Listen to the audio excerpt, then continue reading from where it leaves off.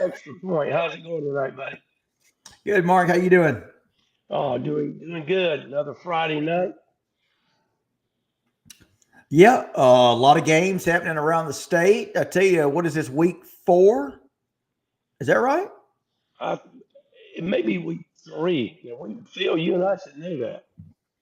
We should know that. Yeah, we should know Well, that for sure. it gets so confusing because you got these teams that start a little bit earlier. Week 4. That's right. Um, and if we're wrong, you guys out there can certainly correct us. But guys, welcome in, as Mark just said. Welcome into the show. This is for us. What week is this for us? This is our 4th week too, right? This will be our fourth week. That's exactly Yep. right. Guys, we hope you guys are liking the show. Again, trying to bring you the best, just in updated scores. And guys, we rely as much on y'all as you rely on us. We're not pretending that we got all the scores at our disposal. That's what the show's all about, man. Let's exchange conversation. We want to hear from you guys. We'll try to acknowledge as many of you as we can. Now, complete transparency here. I'm checking out our comments on Facebook. Mark, I know, has the master comments coming in, which means he's got everybody. So we're going to ask Mark to kind of keep an eye on things. I'll keep an eye on things from a Facebook standpoint. But anyway, we'll try to put a team effort on this tonight and make sure we try to get as many of your comments that are coming across as we possibly can. Yeah, Phil, I'm a little bad about trying all these comments coming through. Sometimes, I'm getting old. I don't see them as well. All right, guys. So let's start things off by telling you. First, Michael Baxter's checking in. Phil and Mark and everyone at ITG Next, good evening. Michael, good evening to you, buddy. And by the way, if you're new to the show, we'd like to know where you're watching the show from. How's your favorite team doing tonight? Maybe they're off tonight. Let us know. Kind of give us the update overall on your team and where you're watching the show from. Tim Thompson giving us the first score update that we've got Swainsboro 14-0 over Appling. Mark, let's talk about that real quick. Appling, of course, you got Tucker Pruitt in his first season there at Appling, coming over from Fitzgerald after spending 11 seasons with the Purple Hurricanes. And a little bit of a struggle, but not completely unpredicted. I mean, we kind of figured that, with Tucker Pruitt coming into the situation there as he was, could be a little bit of struggle this year. And so far, that seems to be the case. Appleton lost a lot last year. I mean, they had a lot of talent on their team. I think they had a good opportunity last year, but I don't think anybody was gonna be able to get through Carver Columbus in that classification. So I think it's rebuilding again. New coach, new system, new faces.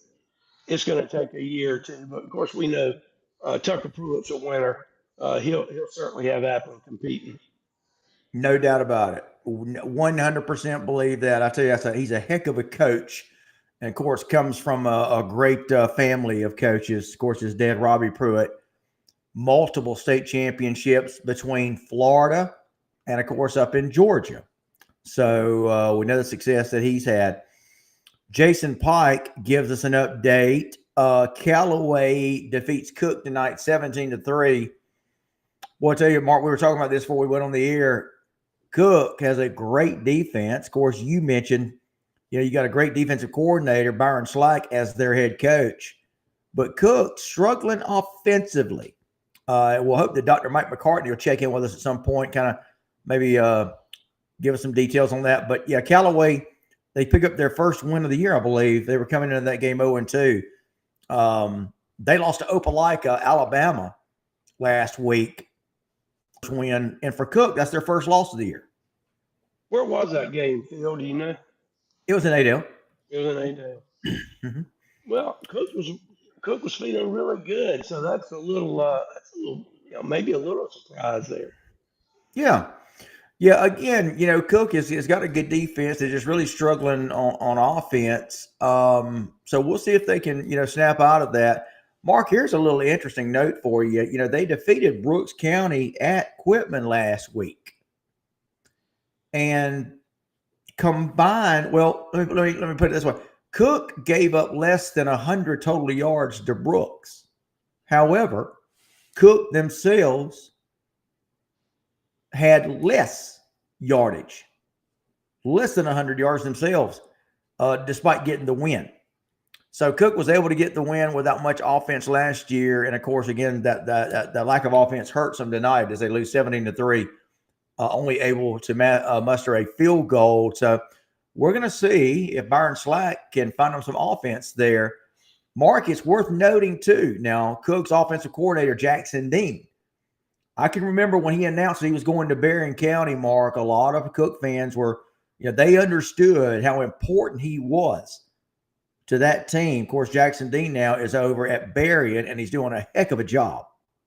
In fact, we're keeping an eye on that one tonight. Berrien and Clinch. It was pretty nip and tuck last time I checked, with Clinch leading it by a few points. We'll see if we can get an update on that. But anyway, that's just something worth pointing out, Mark. Yeah, and going back to the Cook County game for a minute, it's hard to win any ball game if you only have 100 yards in total offense. Yes. I don't think you'll win too many games with that. Yes, Coach Dean's done a great job at Berrien. I mean, for whatever reason, Berrien seems to have always struggled, really, since I can remember. But things are looking up for them. But I wouldn't be surprised if Clinch County doesn't come back and handle that game. Yeah, so we'll see if anybody's got an update on that one. Clinch and Berrien. Let us know what's happening there. Our buddy Brooks Carter gives us a couple of updates. Deerfield Windsor with the Seals young man at quarterback getting it done tonight. 28-8 winners over Southwest Georgia Academy. He tells us Baker County defeated Cross Keys last night up in DeKalb County 24-0. And here's a little bit of a shocker. Now, I know that a lot of people were predicting Schley County to defeat Early tonight, but it's Early County winning that game 33-6 over Schley. That's in the fourth quarter. So as we go through the scores tonight, Mark, we may have a few more of those surprises.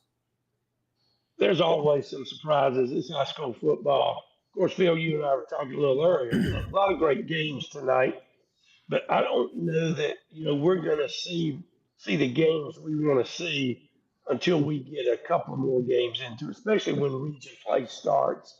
Right. Then things will begin to take a little shape. Absolutely. Once Simo Villalobos, who is a regular here on the show, we appreciate him checking in. Langston Hughes is up on Douglas County 38-23, 14 seconds left. So Langston Hughes is going to win that one, looks like by 15 points. This one's a little bit of a surprise. And let me say this, Douglas County has been a surprise so far, but not in a good way. They've got arguably the two best wide receivers in the state, Mark. And Aaron Gregory and the other young man, both of them are Division I bound, and they're again probably the two best wide receivers in the state. But they have not gotten off to a very good start this year. On the other hand, Langston Hughes has been a pleasant surprise.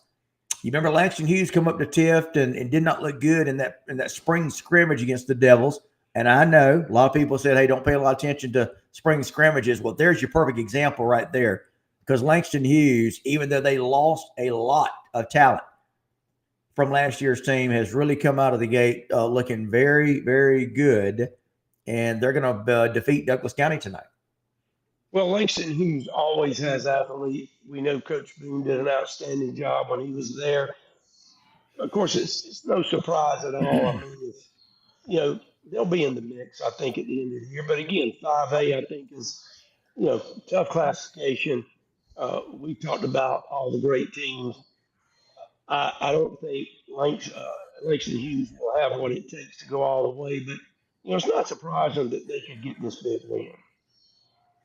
So, Mark, we're getting an update from Phil and Stephanie Brown. Late in the fourth, Clinch is up by a touchdown, 42-35 over Berrien. Now, again, whether Berrien wins this or not, I chalk this up to a winning situation for Jackson, Dean, and Berrien County. Mark, a year ago, this is a game that they, that I think, and I don't even know what the score was last year. Berrien was not in very many games at all. So the fact that they are competitive this year, that's a good sign. That is a good sign. I know Jim Dickerson will be a little upset giving up 35 points. That's, Jim Dickerson, old school coach, he wants a little more physicality in the trenches, and I don't typically think he wants a shootout. That's a great point. That's a really good point. So we're going to see how, but, like a good coach does, Mark, he kind of tends to adjust to whatever personnel he has. I remember Randy McPherson used to talk about doing that. Hey, I'm going to play with and try to win with whatever I got. So I never will forget, I walked in and was talking to Coach Mack. This was back during the Greg Reed days. And, Greg Reed never came off the field. It was an amazing thing to see this kid just play. It seemed like every snap on offense, every snap on defense, special teams, he's running punts and kicks. And I walked in his office. I was talking one day, and I said, Coach, man, I said, Greg Reed, it seems like he plays about every play. I said, I said, boy, I tell you, you don't think he'll get hurt, do you? He looked at me. He said, we don't say that around here. Dead. He said, we don't say that word, getting hurt, injured. No, we do not say that. He said, I'm going to play the best players. And we know he would play players both ways. He would take his best athletes and keep them on the field. And you still have some coaches, a few of them out there today, that will do that. If the kid's got the conditioning to do it, then why not? But yeah, I said, man, you don't think he'll get hurt out there playing on both sides of the ball? He looked up. We don't say that. We do not say that. I love it. Daryl Britt, our guy, is checking out the show, Mark, from Maine. Maine, how about Daryl, that? What are you doing in Maine? Man, hopefully it's cooler up there. Hey, Mark. Hey, Phil. I'm watching the Valdosta Jesuit game up here in beautiful Maine. Also, Maine high school football kicked off tonight. How about that? So up in Maine, they're just starting up tonight. Yeah, just starting up. And look, I keep looking over. I'm watching the Jesuit Valdosta game as well, hoping they can. It's 10 minutes to go in the fourth quarter. Valdosta's got the ball. Hopefully they can drive down, get a score. We need the Georgia teams to keep winning.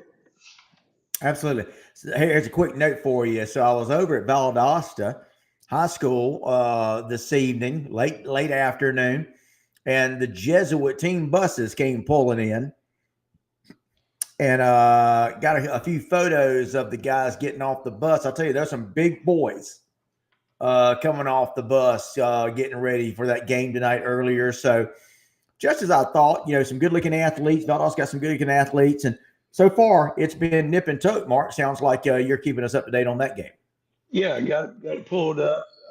Jesuit's a private school down there, so they're getting good athletes from that greater Tampa area. Right. Tampa is a big, big area, so they're able to have good athletes. They're getting people coming in there.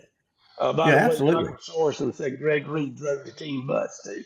Would not surprise me if Greg Reed was not driving the bus too, because he did everything else. I know it seems like his name comes up a lot when we're on the show, but those are some great memories of watching Greg Reed in the Concrete Palace. So Abby Pearson tells us, OMG. By the way, what's up, Mike Sorensen? A good buddy of mine. Abby Pearson, apparently that game was tied between Clinch and Berrien. Clinch gets the touchdown to go up 42-35. 7 minutes left. So we're going to keep an eye on that one. Again, I'm just ecstatic that Berrien is in this game. I like underdogs, Mark. Well, I'm glad I'm not betting. And I'm glad I'm not betting on that game, because I would have bet Clinch would be winning by more than that. So Absolutely. So no surprise here. The Rose City Classic going on over in Thomasville. Those two stadiums right there on Jackson Street, about a mile, 1.7 miles from each other. They look the same.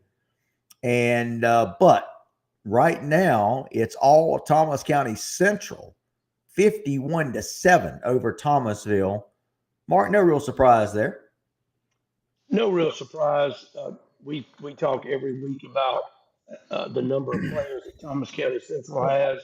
Everything's lined up for them. They have a great thing going. Not to take anything away from Thomasville, they Right. just don't have the numbers that Thomas County Central has. I'm glad they played that game. And look, what, 3 or 4 years ago, Thomasville won several of those Rose City Classics. It has been competitive, but this game is not competitive. It's not a surprise. And Phil, I'm gonna have to give you a little bit of a hard time. I noticed in your 5A rankings, you got Milton number one. Yeah, Yeah. absolutely. All right. Well, I got to tell you, I- it's hard to pick between Gainesville and Thomas County Central, but Yeah. look, Milton lost a tough game to Buford. They were in it, but because of that, I'd have to probably have them 3 or 4. I would have Thomas County Central or Gainesville. I'd have them 1 or 2. You can flip a coin. That's Yeah. just Well, the that's yeah. just my excuse me Yeah. Well, my the reason I opinion. got the reason I had Gainesville or have Milton number one rather, I like to look at teams' strength of schedule. Yeah. And Milton went and played that almost impossible game to win at Buford. Buford unveiling their brand new state of the art stadium. If people thought there's no way Milton's going to win, go in there and win that game. Well, by golly, they almost did it. Even with losing their starting quarterback, they had a chance there at the end of the game. And then, of course, after that, Milton was able to go down to South Florida to Orlando and win a game against First Academy without their starting quarterback. And so I just, to me, that really shows, again, Milton being a championship team, they're proving that they still are a championship caliber team. So I keep them number one. But listen, I hear you. I think Thomas County Central, and I've said this, I think they're one of the best teams in the state. I think Thomas County Central, Carver, Columbus are two of the best teams in the state, irregardless of classification. No doubt about that. They're both very good. We thought Carver could play with anybody, but I got to say, Valdosta, update, Valdosta just scored. So they are in the lead now, 7 minutes left. But I don't know. Thomas County Central would probably prefer to be ranked 2, 3, 4. I know a lot of people have Gainesville one. I think I've seen one poll that does have Thomas County Central one, but really, when you're talking about Thomas County Central, Gainesville, Milton, who else at 5A field? But those three, you almost could just flip a coin. Yeah, well, again, and this is this is no knock on anyone, so I don't want anybody to misunderstand. But so far, again, Milton has had the tougher of the schedules, including Thomas County Central, Gainesville. Now Gainesville played a tough Moody team. I'm trying to think Gainesville. Who's Gainesville got tonight? I think they're off tonight. Okay, all right, yeah. So, and by the way, on our speaking of our poll, our 5A ITG next poll, Milton number one, Thomas County Central number two, Gainesville 3, Lee County 4, Roswell 5. Now that could change. Roswell's losing by a few touchdowns to Buford tonight. By the way, our number 16, Mark, Houston County. Boy, you're right. That Class 5A is some kind of classification, ain't it? Yes, it is. Loaded from top to bottom. That playoff. You may be on your own on Friday night, Phil. I don't know how much longer I can be here and not at a game. I think for the last 18 years, I've been at a game on Friday night Yes, you somewhere. have. Well, So yeah, this we is the both first have. game. Yeah. So no question, playoff comes. I'll have to be out somewhere. But and you talk about Buford. Having seen them up close, I got to tell you, both them and Milton.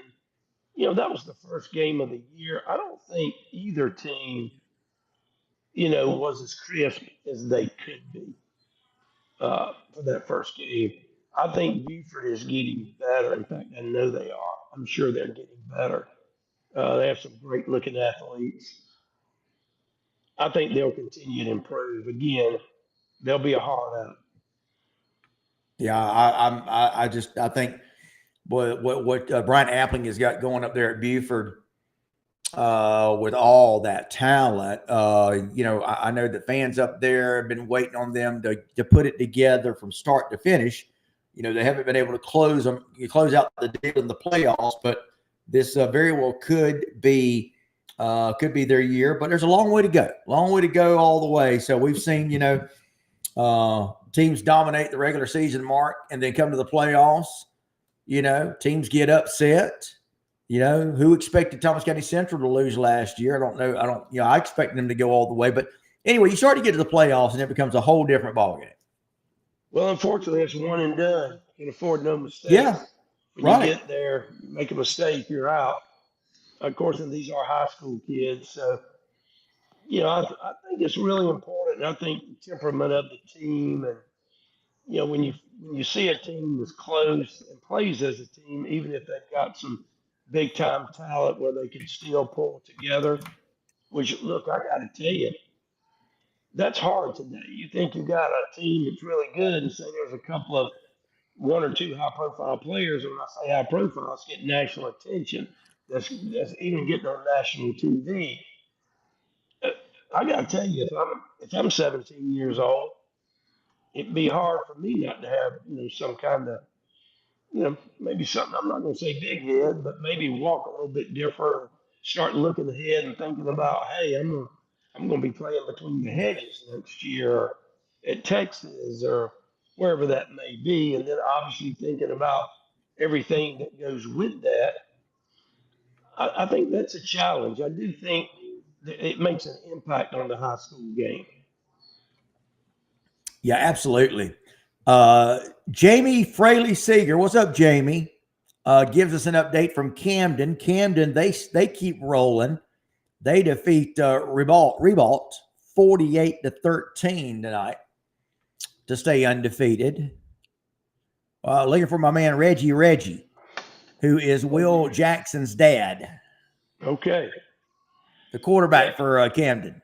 Where you at, Reggie? Ribault is, I think they're a little off. They've been a little down for years. Now, Reigns in Jacksonville, they're loaded with talent. I mean, they were loaded last year. I think they got beat in the state championship game. But Reigns, the last 2 years, they've got a couple of state championships. They played for it. I know at least one or two more times.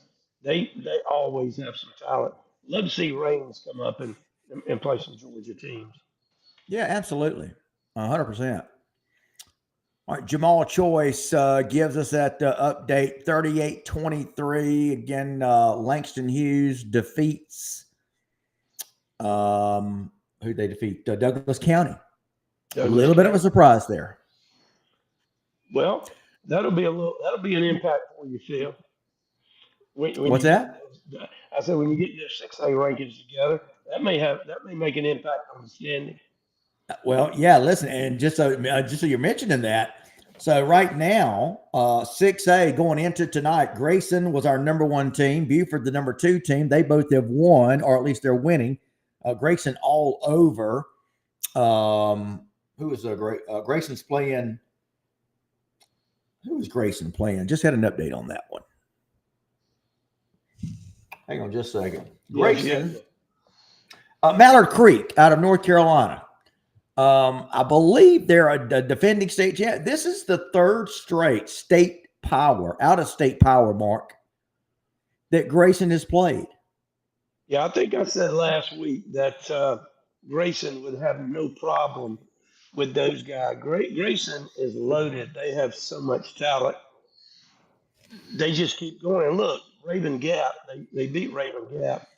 Yep. Raven Gap has a good team. You and I were talking earlier.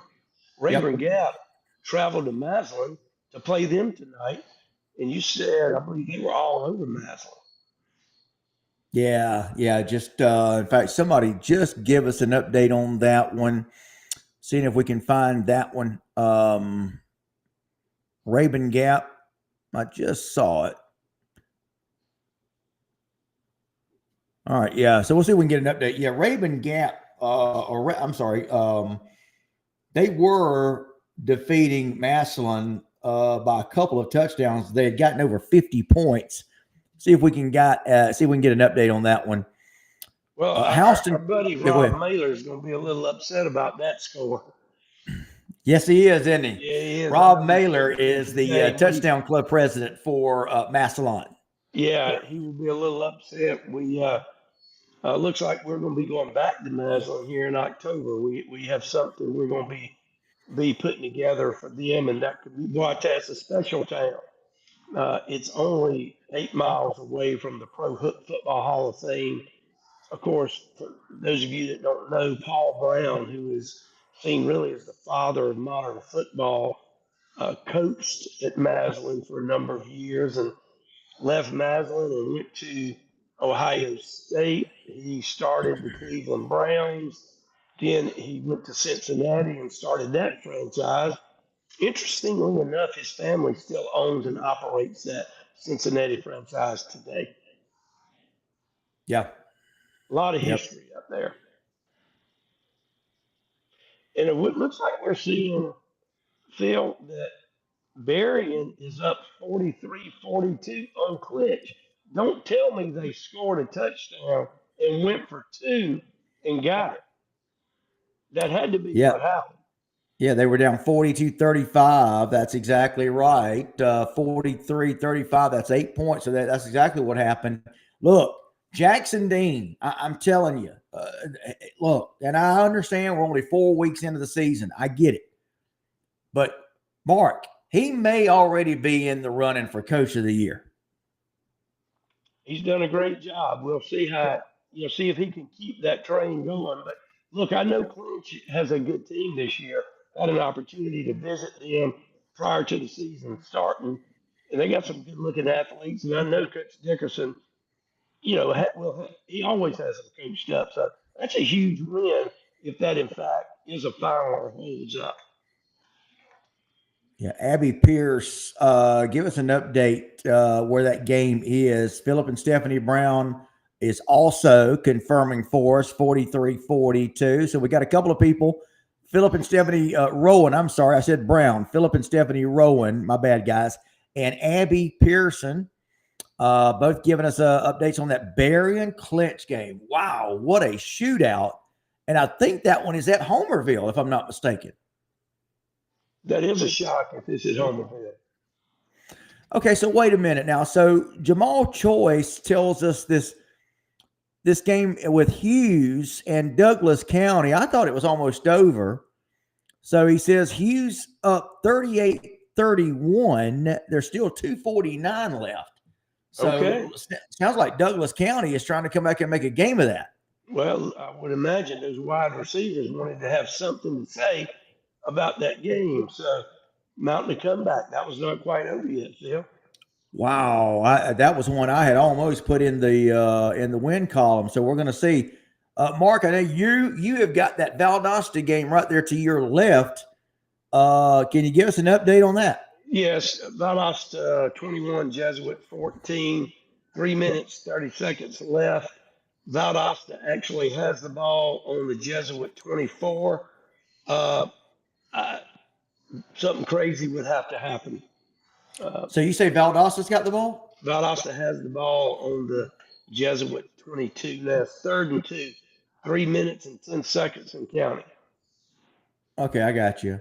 Brian Bird says, wait a minute, hold up. I know Berrien didn't beat Clinch. So, Brian, we're trying to figure out where that game is in terms of how much time's left. They were winning 43-42 after getting the touchdown and going for two to take the lead. Again, Jackson Dean, Mark, Riverboat Gambler. Hey, we're on the road. We're not going for any stinking tie. We're going to go for the win. And right now, they are leading. So we're going to see where that game is as far as how much time's left, Brian. Well, and I think if you're on the road and you're in a hostile environment, you should go for two. In fact, one of the best games I've ever seen in high school, Hawkwood was at Camden, and that's when Rush was there. And of course, we all know Rush is a little controversial, but he can coach. Oh, And absolutely. Camden Absolutely. and Hawkwood were going back and forth. Neither could really stop each other. We had Coach Probst mic'd up that night, and with like 4 minutes left in the game, Camden had the ball driving, and then it got to be about 3 minutes, and Rush was talking in the headset and said, "Look," he said, "Camden's going to score. We ain't been Yep. able to stop them all night." But he said, "We'll get, they'll kick us. We'll get the ball. We're going to go down and score." And he said, "We're going for two. We're going for the win." And that's exactly what happened.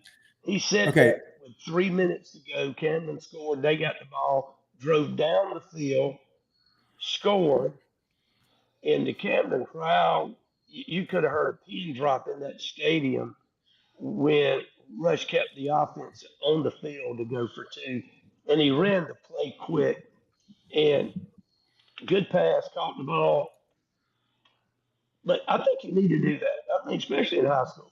If you're on the road, I go to overtime in a hostile environment. Yeah. So I was at that game with you, and I was about, I don't know, I was about 10 feet behind Rush and our good buddy Jeff Hammond, who is now the head coach at Worth. And I asked Coach Hammond about that play because I actually overheard him and Rush talking about it. And Coach Jeff Hammond, again, now the Worth County head coach, he was the offensive coordinator for Colquitt in that game. Mark, you may not even remember that, but that was the game Yeah. I went with. I was there with you, and he, Coach Hammond said, "Yep," said we had already decided to go for two, just like what you said. Yeah. And so yeah, that was a very exciting play. Now I'll take you a step further, Mark. Do you remember though? Colquitt kicked off to Camden, and Camden was able to move the ball to about the Colquitt 40. And Bryce Ramsey, who went on to play at Georgia, he was not only Camden's quarterback, but he was also their kicker. He lined up to try about close to a 60-yard field goal. He was Yes, I do clapping his remember hands. that. Remember that play? Yeah.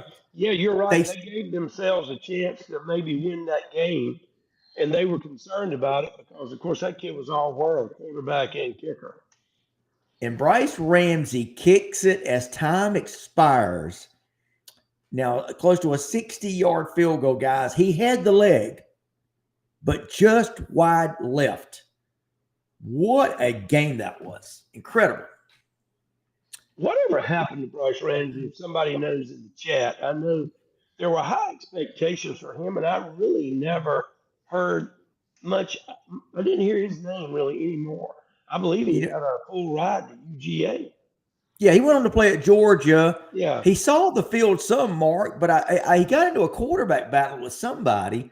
And Mark, how many times do we hear that happen where a player has all the tools and is all everything in high school and then goes to college and for whatever reason, gets into a battle with another quarterback or I'll tell you another one. Jake Garcia is one. I thought Jake Garcia was, I thought Ja'Cory Brown was a shoe-in. I mean, those are just a couple that come to mind. And I'm not saying they haven't had successful careers. They have, but you just kind of wonder, it's kind of a where are they now situation. Yeah, and that just goes to show you. I mean, as you move up from high school to college and then college to pro, it gets more competitive. It's a tough game. So here's an interesting note. People are talking about that Berrien game. So Berrien, it looked like Berrien was content on kicking the extra point, but apparently Clinch jumps off sides twice, which moves the ball up half the distance of the goal mark to where you're basically right on the goal line because you're already at the 2.5. So somebody's going to have to help me with the math here. If you're at the 2.5 and you move up half the distance to the goal, I think that puts it at the 1 3/4 line. There you go. And then you're under a yard after that. Yes. So why not go for two? It kind of explains what happened now, right? That's exactly right. Incredible. So Abby Pearson, Philip and Stephanie Rowan, Brian Bird, all saying, "Hey, we're gonna need some oxygen when this thing. By the time this thing's over." Hey, is that not what the epitome though of high school football is all about, Mark? It is. Is it over? In fact, Valdosta just won. See Daryl Britt. I know he's tuned in to the Wildcats, 21-14. Valdosta looked good. I hadn't watched the entire game. I watched the second half, but they're physical up front, it looks like, and they've got some skill players. They ran up and down the field. And speaking of another score, David Woods, Grayson 63-16 over Mallard Creek. Mallard Wow. Creek will not want to come back to Grayson. Listen, and again, Grayson getting this done without Tyler Burgess, Travis Deuce Burgess. Smith. I'm sorry, Travis Burgess. So you got Bryce Smith, the backup, who's getting it done. You know, Mark, we wrote that story, and remember, I asked Coach DeBerry, the athletic director. He said, "Hey, we our expectations do not change." They do And not. by golly, he was right. They do not. All right, look, Phil, we need to be. Walt Taylor says Cody Taylor's starting to get real upset. We are talking about the Ware County Gators. Well, of course, we know the Ware County Gators. They're always a great team. Coach Strickland's done a great job there. So I think they'll make a run. They always do. Yeah, I mean they're in our top 10. I'm not sure what he's talking about, but anyway, we're always watching the Ware County Gators. But Cody, we're watching everybody. We watch every team. Well, sometimes you maybe got to give. You got to give a little extra. You got to go above and beyond. All right, so that clinch game, 151 left. So we've been wondering how much time's left in that game. And guys, I know this is small town football, but let me tell you, it doesn't matter. It's high school football. And this clinch, what's going on between Clinch and Berrien is what it's all about. Berrien County, guys, has been down. I mean, last year, it was bad. It's been bad the last couple of years. So let's face it, it just has. Well, they're excited, I'm sure. Absolutely. I mean, right now, if you ask them, they're going to the Super Bowl, and hey, I'd feel the same way. No question.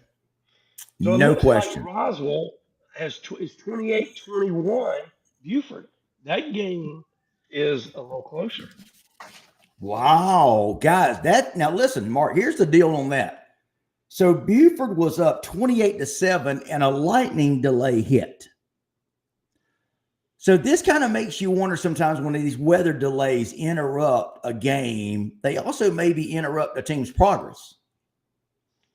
Yeah, Roswell is happy that weather delay happened for sure. Yeah, Buford has got the ball and they are moving. They're on the Roswell, I don't know, it looks like 25-yard line. I've got that pulled up now. But I got to be honest with you, Phil. I'm shocked that it's 28-21. Oh, I am too. Again, yeah, absolutely. Well, listen, we do the Roswell Coaches Show with Jonathan Thompson. He's the first-year head coach. He's had them playing well. They came from behind last week, did Roswell, Mark, on the road against a good Walton team. Actually fell behind and then had to get a last-second field goal from Ballot Vetaswamy to win it at the buzzer. So he's doing a great job there, Coach Thompson is. And it's good to see them hanging in there with a tough Buford team, like you said, at home. Buford is really tough. Buford just scored a touchdown. That may salt it away. Touchdown pass. But I don't know. I'm trying to see how much time is left here. It's just the second quarter, Phil. So they had that weather delay. They're only in the second quarter. Really? Yeah. Wow.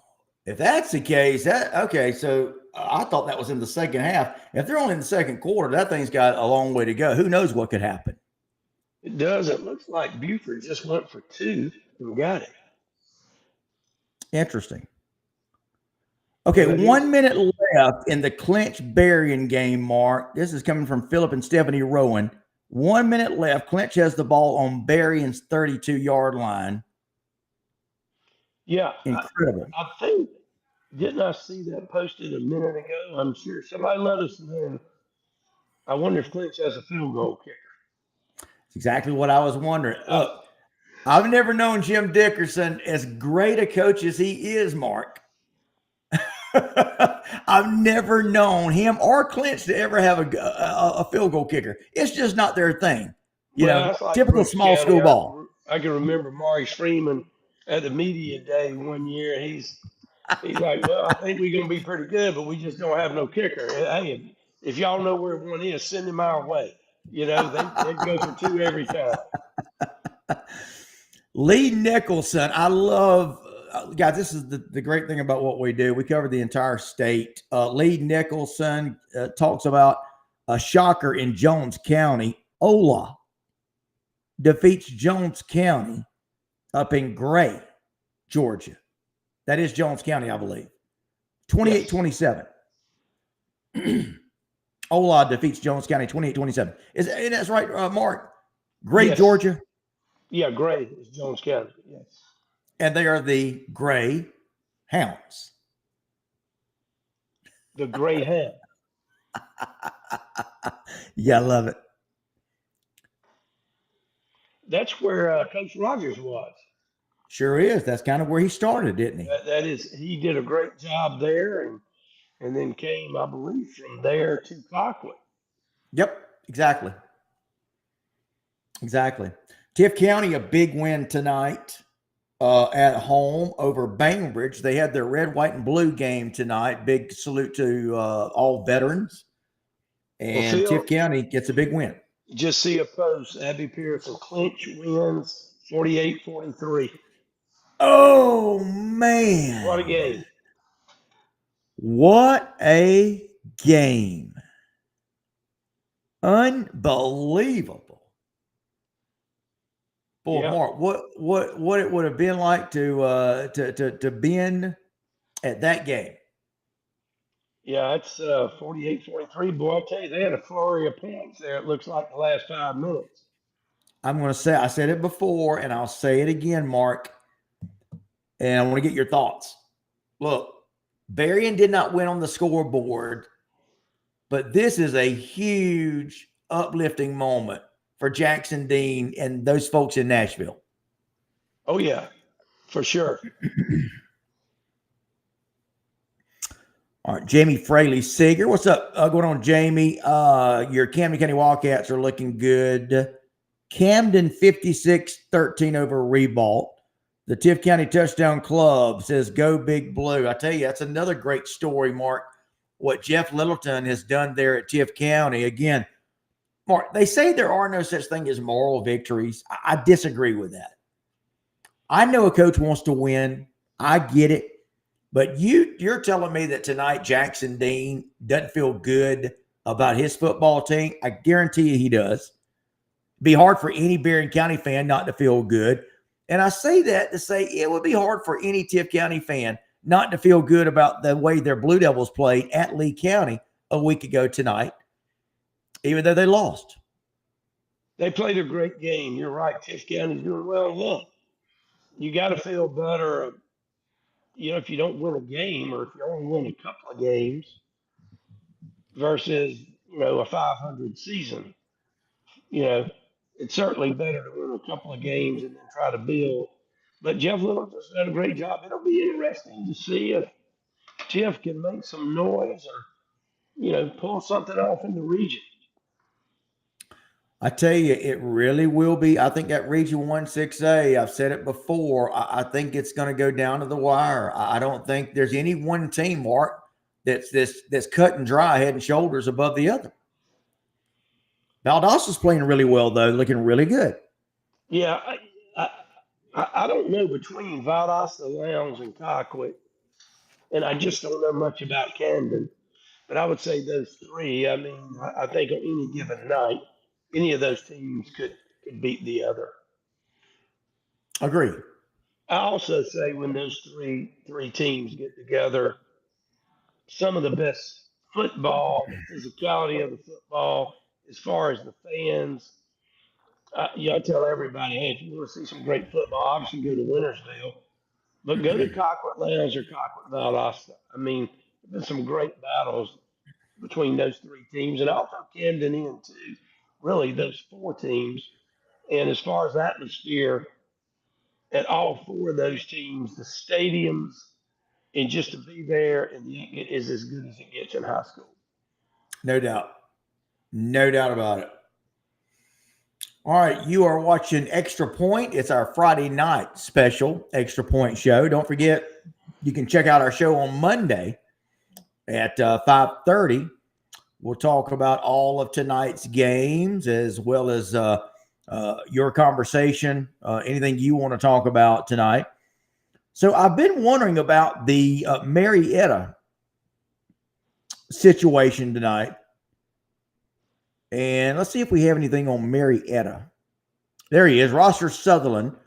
Hello from Marietta, where we took one on the chin tonight. Oh man, I'm surprised at this one. Marietta's been playing pretty well. Cam Duke, the new coach there at Marietta, but tonight it was Hillgrove winning 34-6. North Cobb loses to Cass tonight, 35-27. So a little bit of a surprise in both those scores. Certainly 34-6 is a little bit surprising. I wouldn't have thought it to be quite like that. Looks like Rome gets a revenge on Toombs, James Reamer says, 49-28. Wow. So interesting. Toombs was up in that game early, 12-7. Boy, that thing broke wide open. It too was in an early weather delay. Well, I was just talking to someone. All the facilities being built. Toombs is breaking ground on a new indoor facility. How about that? Small community. They're going to have first class facilities. Yeah, Lyons, Georgia, I believe, is Toombs County. Yeah, way over there in southeast. Yeah, and guys, again, let me say this again. I know we get caught up I'm guilty of this. We get caught up in looking at the 6A, the 5A schools, but let me tell you, schools like Carver, 2A, schools like Toombs, 1A, Bowden, 1A. Guys, do y'all realize that Bowden is going for a fourth straight state championship this year? And Toombs is going for their second in a row? These schools are just and look, Mark, they've got plenty of players that'll be college worthy. Yeah, you talk about winning 4 state titles in a row. I don't care what classification, what you're doing. That's an incredible feat. It is. It really is. We've talked about it too, Mark. Carver, I know we were talking about it last Friday. Carver is one of those teams, Mark, that I would be willing to put up against just about anybody. Yeah, we've talked about that. Man to a man, they could certainly play with anybody. And you're talking about, I just pulled up for a minute, St. Francis out of Maryland is playing St. John Bosco. And if you can put any value in a national ranking, Bosco's ranked number 2 behind Modern Day, and St. Francis is ranked number 4. Now, I had a chance to see St. Francis a couple of weeks ago. Those guys were loaded, and I read in this game that between both teams, they have 75 players with college offers. 75. Wow. I do know after every play, it seemed like whenever they would call a St. Francis player's name, they would mention the college he was going to. I believe every kid on that team has got a scholarship. It's kind of crazy. And it wasn't like they had 150 guys. I bet they only had 75 players, I bet. But unbelievable. Half of them have a college scholarship. You can make a team out of that. You can. Yeah. Half my kids are going to college. Only got 70, but 30 of them have 35 of them have college scholarships. And Bosco just scored in that game. It was 0-0. So anyway, they just scored. It's on Max Preps. It doesn't cost anything to watch it. So what All was right, the so round score? Have we seen the final on it? They were yeah, all over somebody, Manatee. yeah, somebody just gave us 42-7. 42-7. Again, no And surprise. yeah, No that surprise speaking. there. I know Manatee, they played 2 weeks ago, St. John Bosco, and it was 41-0 at halftime. Then they got in a weather delay and they just called the game. They didn't even Yeah. finish it. But again, you're looking at a team that has 30 plus scholarship athletes. All right. So if anybody has an update on the Walton Norcross game, I'm looking for an update on Walton Norcross. I know that Camden has defeated. They were playing a Revolt tonight. Our buddy Rosser Sutherland gave us the update. Hillgrove defeats Marietta surprisingly easy tonight. Didn't expect that. Valdosta defeats Jesuit tonight. Mark, I think that final was 21-14, wasn't it? 21-14. Valdosta looked good the second half. I didn't watch the first half, but they looked good the second half. They run up. Their offense was up tempo. They were moving fast, and to be honest with you, I think they could have scored. I know at least maybe one more time. They had the ball moving. A lineman tipped the ball and intercepted it and stopped that drive. But what little bit I saw, Valdosta looked good.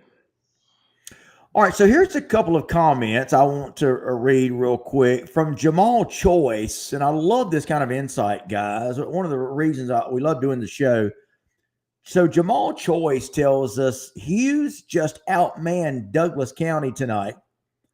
Douglas just did not look good at all tonight.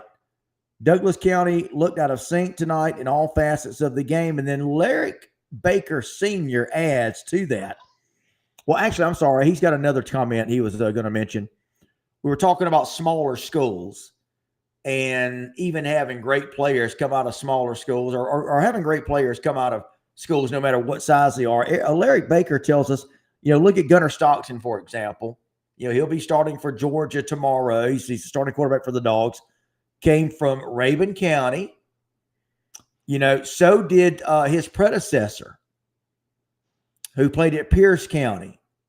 Led the Dogs to a couple of national championships. Yeah, Stetson Bennett. Yeah, look, Yep. I was one of those people, when his first year, of course, I won the national championship, but I didn't think, I questioned it sometimes, but that's why I'm not a coach.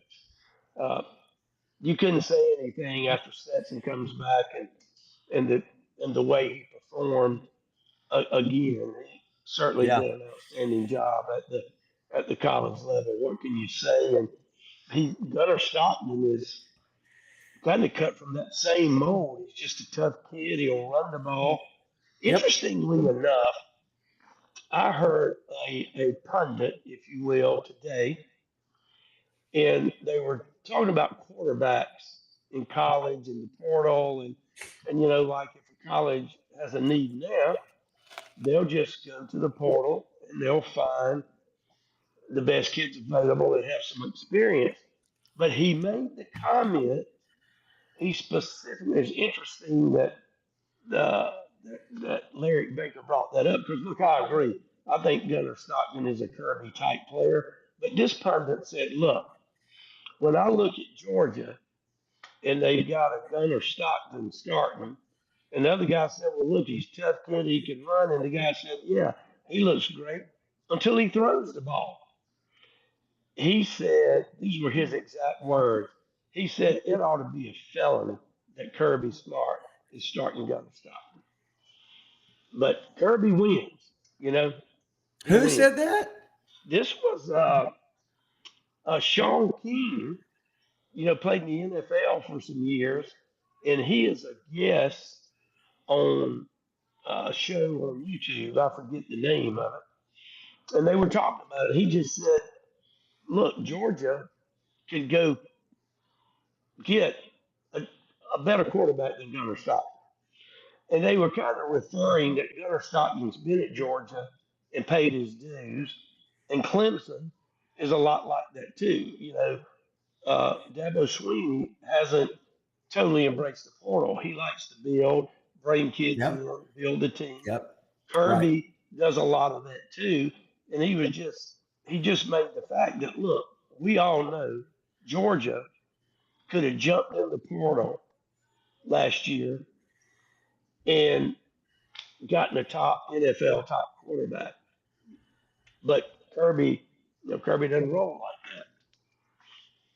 like That's very interesting.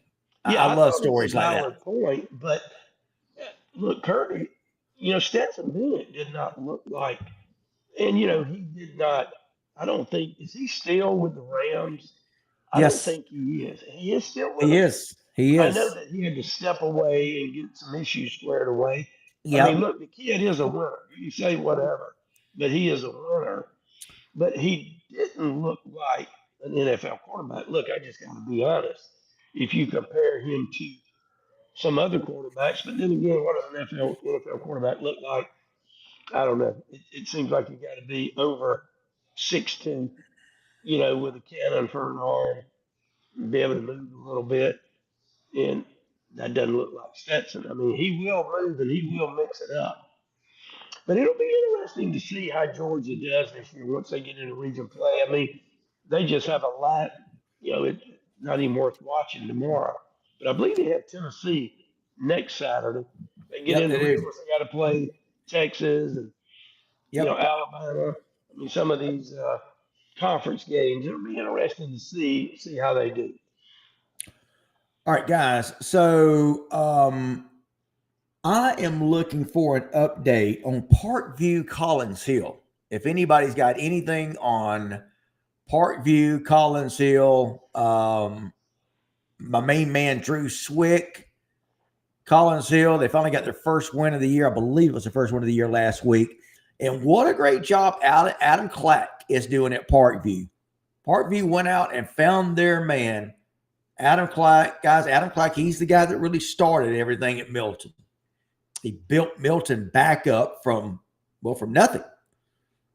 Mark, people don't remember. Milton struggled and struggled for years until Adam Clack came in there, along with our buddy Coach Sly, the athletic director. They came in there, kind of tag teamed it, got that program back up to snuff. In fact, just last year, Milton finally had enough wins to climb back overall to 500 wins and losses all time.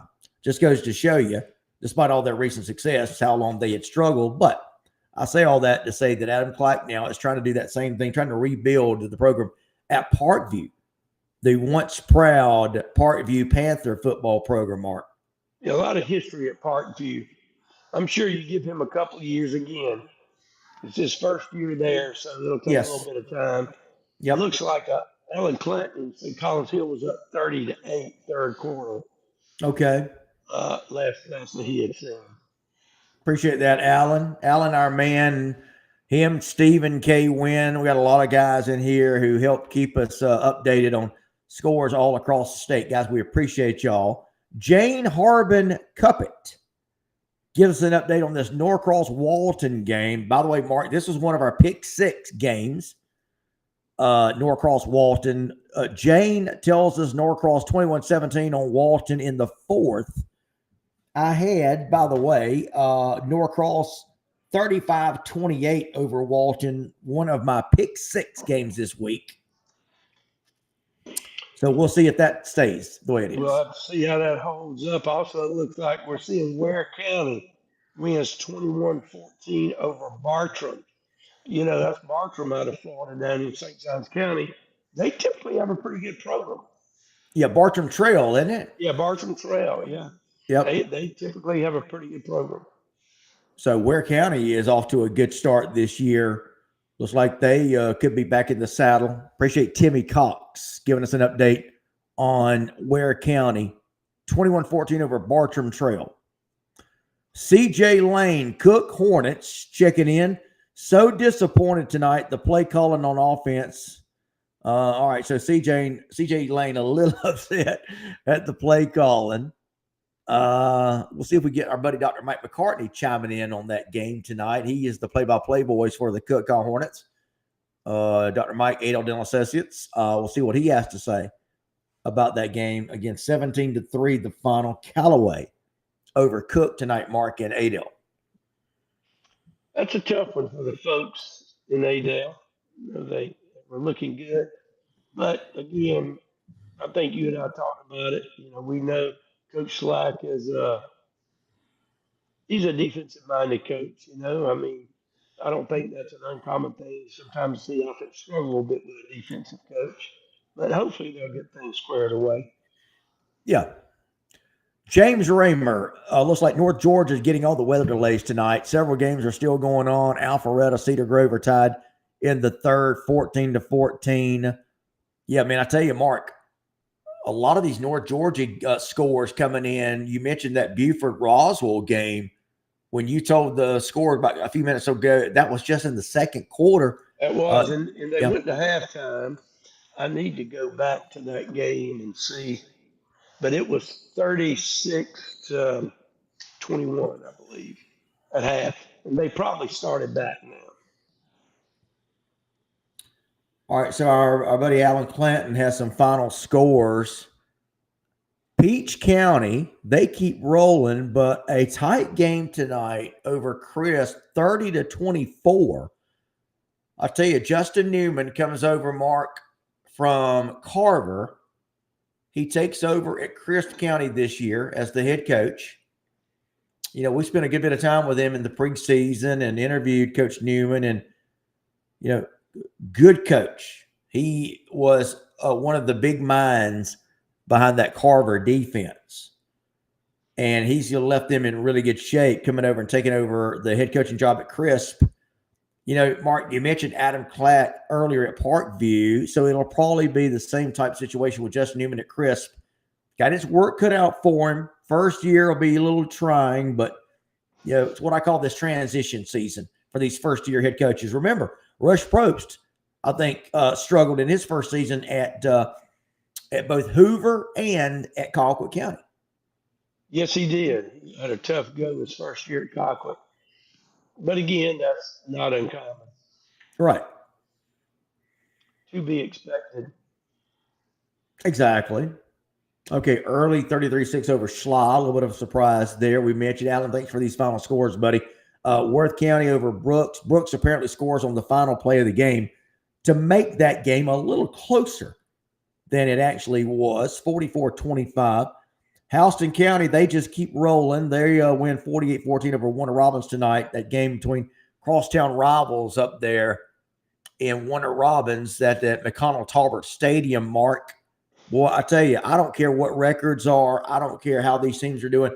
When teams like that, either of those teams get together, that McConnell Talbert play is going to be rocking. I'm sure it was tonight. That's a great town for high school football. Classic town, great atmosphere.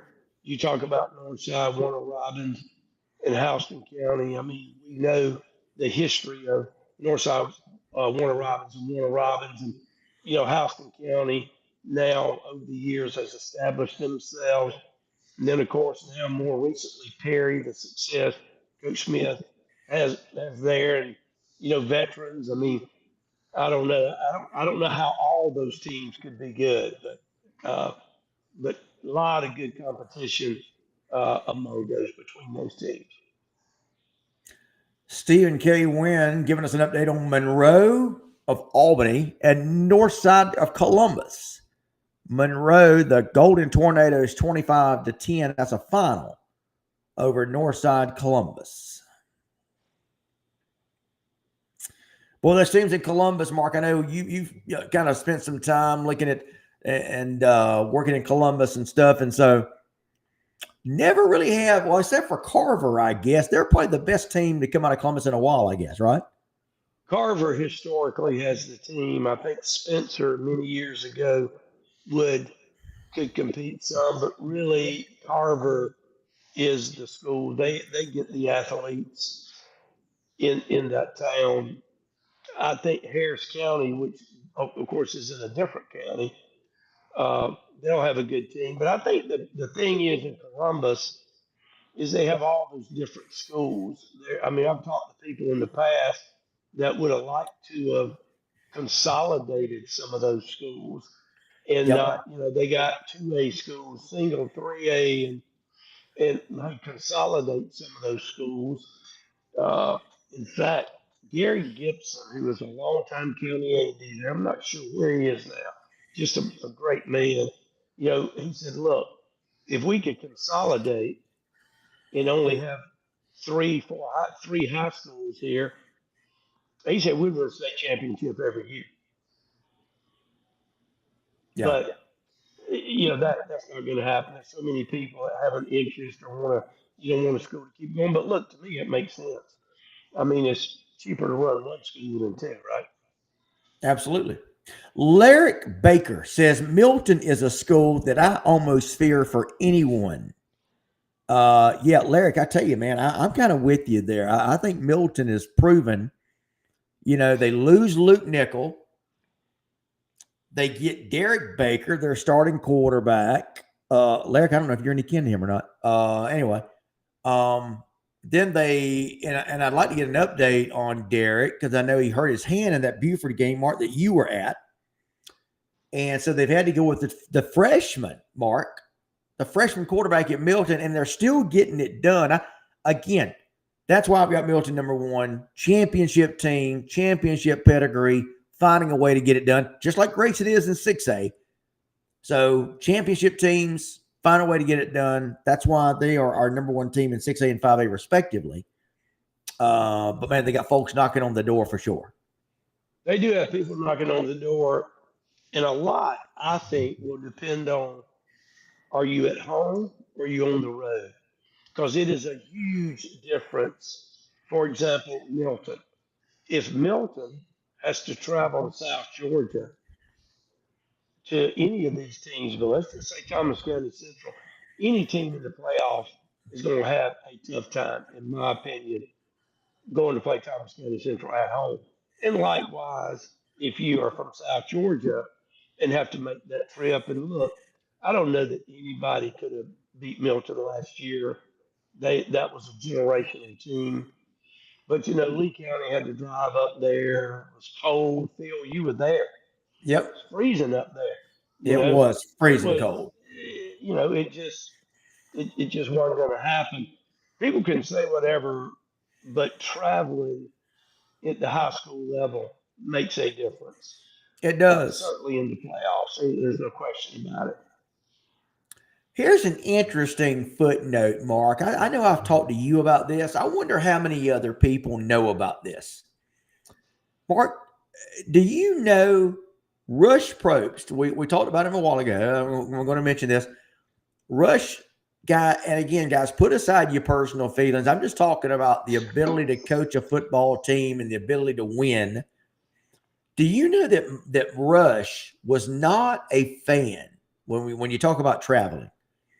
Rush was not a fan of putting players on these big custom buses, charter buses. Rush was a fan of going a day or two in advance and putting them up in the hotel. True. Yeah, big time. True. That was, Rush wanted to do it up first class. Now, in fact, 1 year in Moultrie, every Thursday night, even for home games, those kids would go stay in a hotel. Exactly. Local. Yep. Now, to me, that's a bit much. This is high school. I agree. And somebody brought up a good point. You putting all these kids up in a hotel in this day and age, everybody's got a phone. Who knows what can happen? I think kids should be at home in their own bed. Now, if you're traveling on the road and you've got a long drive, sure, you go up the day before and spend the night. But at home, that's a bit much. Yeah, and again, he did definitely like to go up the day before, but he would tell you though he did not like. There was something he did not like about the chartered buses with especially when it comes to the big linemen. We may have to talk to him at some point again. But I remember he used to tell me about that, how he never chartered buses, no matter where they went. They rode on school buses. So, just thought I'd pass that along. That's pretty interesting there. Well, now I do have to say, Rush didn't ride on a school bus. No, he did not. I know Crockett, he and Coach Giddens. Yes. Man, what a great man! God rest his soul. They would Yes. always ride together. They would. Yep. They sure would. Yeah, you Hey, wouldn't. so how about Yeah. my Worth County Rams? I mean, can they score some points in Sylvester or what? Well, I Mark, mean, and I Jake tell you, Rivers, they they just lighten yeah, it up. yeah, I don't think we talk about them enough. I'll be with my man from Ware County. We're not talking about Ware County enough. We're not talking about Worth County enough. And that's my home school. So I think Coach Hammond's done a great job. I mean, yes, they are lighting it up. I think they to beat are. them, I don't know that you're going. I don't think you're going to stop them. They're going to score some points. I think to beat them, you're going to have to score. Yeah, Worth County is our number 2 team in Class A Division 1 going Who you into got number tonight's one? games. Toombs County. Toombs County. Okay. Well, we get some get back against Toombs, I believe. Yeah. Well, Toombs You lost know, tonight, albeit to Class 5A Rome, right? I'm sorry. You? Yeah, I think Toombs lost tonight Yes, to yes, they did. Rome. Yeah. But again, now you got to weigh that though. It's we're talking about a Class 1A team losing to what Rome is 5A, 6A. So definitely got to take that in consideration. But And real quick, Worth beating Brooks. I mean, yeah, we know Brooks County has athletes. I mean, 2 of them I've talked with. They're Power 5 guys. Power 4, excuse me, guys. I mean, they have offers from everybody. I mean, it kind of wonder what's going on there, Brooks. But again, you've mentioned they lost some games last year, ended up playing with the state championship. yeah. Coach McFarland's done a great job there, but I'm sure they'll get it back on track. But to me, that just speaks to Worth County too, beating Brooks County like that. Yeah. So we talked a little bit about it last week. Brooks County got off to a slow start last year. A lot of people were counting them out. And then, of course, they go on to play for the state championship, losing to the aforementioned Bowden. But, Mark, talking about Worth, I got to be honest with you, every win Coach Hammond's team has had so far, I mean, they're just wiping people out. They are. They're scoring a lot of points. I believe that they can get, if they can get that train and keep it in the right direction. However, that classification is very competitive. Yeah. You have Thomasville and Yep. Fitzgerald. Just down here in South Georgia, it's competitive, let alone from other places. Obviously, Toombs being one of them. Okay, so here's a score coming in. I was I was very interested in this one. So you've got Calhoun and Cartersville. 14-14. Calhoun is our number 1 ranked team in Class 3A. And right now they are in a dogfight with Cartersville. Cartersville 14, Calhoun 14. Calhoun, the defending state champion. Remember, they got freshman, now sophomore quarterback Trace Hawkins. Yeah, he looked all world in that state championship game, boy, for a freshman. Unbelievable. Yeah, he did. So right now, 14-14. Again, that was another game, Mark, that was affected by weather. According to Stephen K. Wynn, that game is now only in the second quarter, 14-14. But one bears watching, Calhoun, our number 1 ranked team in 3A, taking on Cartersville.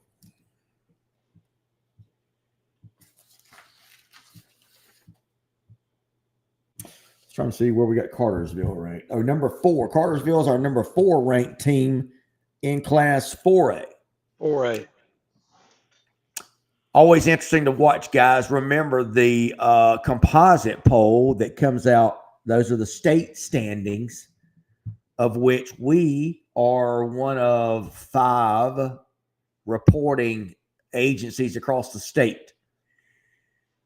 Our ITG Next Top 10 is combined with the Atlanta Journal-Constitution's Georgia High School Football Daily, Score Atlanta, Max Preps, Maxwell Ratings, and I believe it's the Coaches Georgia top 10.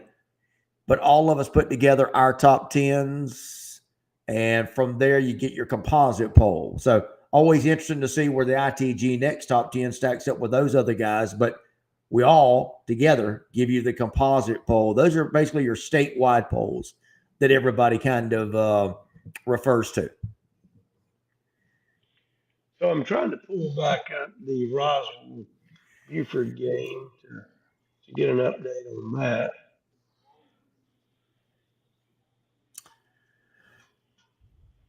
Anything? Yeah, I'm looking. It'll load back up here in just a second. Looks like there's a commercial going on. Make you watch a lot of these ads before they put I mean, you know how that goes, right? Oh, So on the absolutely. how about the pro game tonight? The Chiefs and the Chargers on YouTube, free for everyone to watch. Yep, I saw that. That Yeah, game was from where? Brazil or something? yeah, Brazil. Yeah, Yeah, yeah. How saw about that. that? So Buford 44, Roswell 21. Third quarter, 7 minutes to go in the third. Okay. So that one's moving right along. Leslie Fennell tells us, gives us a reminder. Leslie always checks in every week, Mark, with the Valdosta update. Leslie tells us, again, reminder, Valdosta won it tonight, 21-14. We were kind of keeping an eye on that one. Mark was watching that one. And Valdosta, an impressive win over a good Tampa Jesuit team. Yeah, again, not surprising, but that's good competition for Valdosta. I mean, that's certainly a tougher challenge than they've had, and of course, it's gonna, the competition's gonna start stiffening up here as each week goes by. Mark, I was wondering about the North Gwinnett Mill Creek game. I haven't seen anything on it, and I'm just now. It's a weather delay. Yeah, Andy Sloan tells us that it's nothing to nothing, apparently just at the end of the first quarter. Wow, how about that? Yeah, it's a long night. I can relate to that going back to that Collins Hill Grayson game, and kickoff was at 9:50. That makes for a late night. Late night. It definitely does. That's for sure. All right. So Chandler Huff, who always checks in with us, says at least y'all got Fitzgerald ranked in the top 10. Some don't have Fitzgerald ranked in the top 10. Fitzgerald home opener next week against Brooks. Wait a minute, Chandler. Do you mean that Fitzgerald has not played a home game yet? Or do you mean that's the region opener is what you meant to say? Probably region opener. You would think they played a I home hope game. so. Do you know last year, if I'm not mistaken, I think Gainesville, it was kind of funky how, but they played like 7 games away, They three sure at did. home. Isn't that They right? sure did. Yeah, it So was. 7 away games. Now, this year they got 7 at home, I believe, the Right. way it worked. That's right. But I don't know how that worked out. I mean, 7 away games, that's tough. That's crazy. I mean, that's got to kill your gate, right? But 100%. There is no gate. Exactly. There is no Chandler, gate. yeah, Chandler, by the way, Chandler Huff, I want to tell you, we do have Fitzgerald in the top 10. West Hankersley doing a great job over there, stepping in for Tucker Pruitt, by the way. And they lost a lot, did Fitzgerald. Got to be honest with you. I was one of these that was kind of wondering how they were going to do. They lose Antoine Doctor and several of those top flight running backs. We did 2 Fitzgerald games last year, Mark. We did the Fitzgerald Brooks game and we did Fitzgerald Appling County. Yeah, And that's right. in those games, I counted Fitzgerald used about 12 running backs. And apparently Coach Tankersley is doing the same thing this year, just running running backs in and out, in and out. And I'll tell you, that's the secret to their success, I think.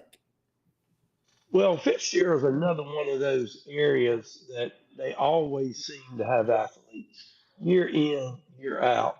They always have seen good athletes. And I mean, they play physical. I mean, that started back with Robbie Pruitt there. Yeah, right. And, they had some battles with even Buford when Buford was 2A at Fitzgerald. If it wasn't for Buford, Fitzgerald would have at least 3 state championships. Yes. Uh, Yes. yeah, I mean it was tough, and of course they would play with him again a couple of times. Probably could have beat him, but it just didn't work out. But so Chandler says no, it is their first home opener in region opener, so they haven't been home yet.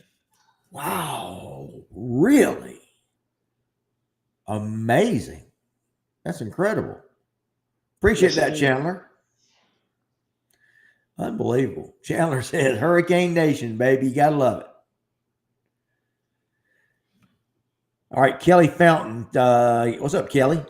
Only one quarterback at Rome, guys. Aiden McPherson. He played really well. Now, Kelly, I thought they had a couple of quarterbacks.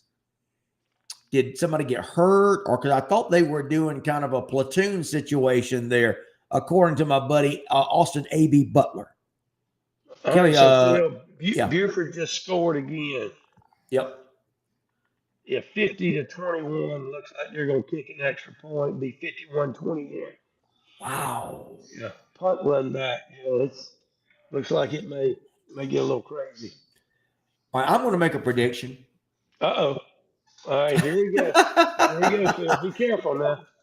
Look, I'm not exactly going out on a limb here. Okay. I really believe when it's all said and done, and you can throw my current rankings out the window because, again, I'm just kind of going week by week and strength of schedule. But I am thinking that Buford and Thomas County Central are two teams that control their own destiny. I just think they're both that talented. Well, wait a minute. Well, but you got Milton ranked number 1, Phil. That's right. Based on what's happened, right? Based on the strength of schedule for each team, so far. Come on, there. Wait. Yeah, you're kind of contradicting there now. No, not at all. Not at all. I have to reward. Look, here's the way it works. I have these teams ranked in a certain way in the preseason, and how these teams do each week determines how I keep them ranked. But I'm just saying, by the end of the year, the way that these teams are playing, the way that these teams are constructed. I mean, look, so far, Thomas County Central, and I'm not faulting them, they haven't played the toughest of schedule. I think everybody would agree. That's why I don't have them the overwhelming number 1. Milton has played, and of course I explained this a while ago, but I think when it's all said and done, I think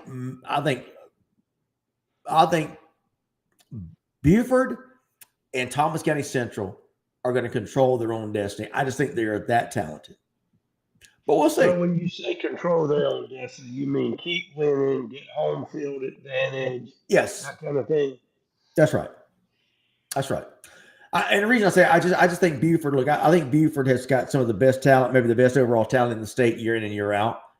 I think to a man, a lot of Buford fans feel that they probably had the team to win the state championship. I think they had enough talent to win it last year, the year before. It didn't happen. And it's hard to win a state title. It is very hard. Okay. But Phil, you and I were talking about this a little bit prior to coming on. Look, I think Grayson last year had probably more talent if you're just basing on athletes with offers that. And I definitely hear you. Buford year in, year out is loaded. Yeah. Grayson is, again, to a man, probably had more scholarship athletes. I wouldn't be surprised. I mean, I'm pretty sure they did last year. Look at this year, they're loaded too. And I don't know anything about their quarterback that replaced Travis Burgess, but I mean, you had mentioned he had a 99-yard drive and a And a 75-yard 71. drive, Yep. Yep. and based on Rayburn Gap putting it on Maslin, I mean, Grayson's played some tough teams, and they just keep winning, and they're winning 100%. without Travis Burgess. Yep. Absolutely. So we're going to see, what the way things play out could be where Grayson certainly controls their own destiny. I haven't looked to see in the playoffs. I did this thing earlier where I forecasted looking at the playoff brackets where certain teams would be matching up against other teams, possibly. And I'd have to look and see where Grayson and Buford could possibly match up. Well, wouldn't that be something? Well, you hope that they're going to match up, that it's in the championship game, not before. Yeah, you're right. You're right. And look, we've talked about that kind of thing, like last year, Lee County and Milton meeting in the semifinals. Some people felt those were the two best teams in 5A last year. Maybe. Thomas County Central gets beat out by Langston Hughes last year. And then, of course, Milton defeats Hughes. So, anyway, but we're going to see. But, yeah, so far through the point of this season, again, just based on the schedules that the teams have played, Milton has played a tough enough schedule where they deserve, to me, the number one ranking where I had them in the preseason. Now, we're going to see where things transpire. And same way with Grayson. But I just believe that right now, Buford, and again, we'll see where it plays out. I'll add this. I think, no doubt, Grayson and Buford are the two teams to beat in Class 6A. Looking at our top 10 going into tonight, Grayson number 1, Buford number 2, Douglas County number 3, Carrollton number 4. By the way, Carrollton and Gainesville, Mark, play next week. That's going to be a good one. That will be a good one. I do believe that Gainesville may get some revenge this year. Whoa. Yes, how about that? How about that? Yeah. And I believe that game is in Gainesville, if I'm not mistaken. I think they were in Carrollton. Yes, that's right. That's right. It is. Yeah, it really is. Look for Gainesville to get some revenge. And look, we're going to get some clarity because Milton and Gainesville are going to play each other. And then Thomas County Central and Lee County and Houston County and Coffee, they're all going to beat up on each other. Let's see who can go through the region, if possible, which I think is going to be harder to go through the region down here, undefeated. Yeah. I think clearly it is Milton and Gainesville. Whoever wins that game is going to be the 1 seed. Yeah. If Thomas County Central can go through this region undefeated, 1 seed, and go into the playoffs, get a home field, they'll be in great shape. No doubt. No doubt. Without a doubt. Getting off the bus, Thomas County Central looks head and shoulders above everyone else right now in 5A. We'll see. We'll see how things play out. By the way, our buddy Tom Cosby. I got to give a shout out to my man, Tom Cosby. Tom is head of the Concrete Palace Tailgate Group. There we go. Who won this past week's Tailgate Challenge. Winners are presented by our friends at Sunset Farm Sausage, Mark. Gotta love some Sunset Farm sausage, and it's the time of the year for them. Get the tailgate going, get the grill out, have some fun, watch some football. And look, today, I think high school games are the best to go. Look, in college, you're not as close to the field, but there's a lot. I mean, you can't beat a great Friday night game where you go grill and go to the game and you're up close and kind of feel the action. It's as good as it gets. Absolutely. And Tom Cosby and the guys, Greg Maddox and everybody else, they have about 70 folks over there every Friday night off of what they call Tailgate Alley at Lowndes. If you ever pass by Lowndes Stadium on Friday night, Mark, you know where I'm talking about. You're on 75 and you ride by, and there's that service road between the interstate and the stadium. That becomes from 3:30 on. They shut it down. That becomes Tailgate Alley for all the tailgaters to take it over. And man, it was. Remember, Lowndes won our #1 overall tailgate school in our earlier ranking this year in the top 10 tailgate schools in the state. I don't think there's a better tailgating atmosphere in Georgia than the Concrete Palace. I mean, it's special. It really is. What they do there, and it's year in, year out. 400 people in the band. They have, I mean, what, 5,000 season ticket holders? If it's not Yes. 5,000, it's close. Yep. I don't know that there's a high school other than Texas anywhere that has 5,000 season ticket holders. Look, those stadiums in Florida don't seat 5,000 people, Right. let I alone agree with you. 5,000 season ticket holders. That's incredible for a high school team. It is. And that's since I can remember. And our buddy Tom Cosby. Tom, I'm so glad that you're checking in tonight. Tom is head of that Concrete Palace tailgate group. That they're the first ones to get out there every week, Mark, at 3:30. That's a fun time. Boy, Tom, thanks so much for checking in, buddy. And it has a little extra special something to it when they're playing Valdosta, Wintersville. And of course, the same thing at Valdosta. Their tailgate atmosphere has a little bit of something special to it. Which, Phil, isn't that game on Halloween this year? It is. It sure is. Well, you talking about an atmosphere on Halloween night? Boy, that will be rocking. And From what I understand, if there's maybe that game has some significance in the region standings, which most likely it will. Well, Mark, Lowndes and Valdosta, speaking of which, are both in our top 10 going into tonight's games, and they'll do nothing to change this because they both won. Lowndes coming in tonight at number 6, Valdosta at number 7 in our ITG Next top 10. So again, they're just going to secure their spots in the top 10. Looking at the 6A top 10, Grayson 1, Beaufort 2, Douglas County 3. Now, Douglas County lost tonight, or at least they were losing. So that could drop down Douglas County. Yeah, they did get beat. Look, we mentioned it before. I mean, Lowndes and Valdosta both flying on the radar a little bit. Now, I do think, you saw Jesuit. I watched the second. Jesuit had some good-looking athletes. I mean, they looked like they had a good team. And Valdosta was running the ball up and down the field. From what I could see, the second half, they looked good. And they threw the ball a couple of times and looked good too. So, we may be a little bit surprised at maybe how those teams, begin to build momentum as the year goes on.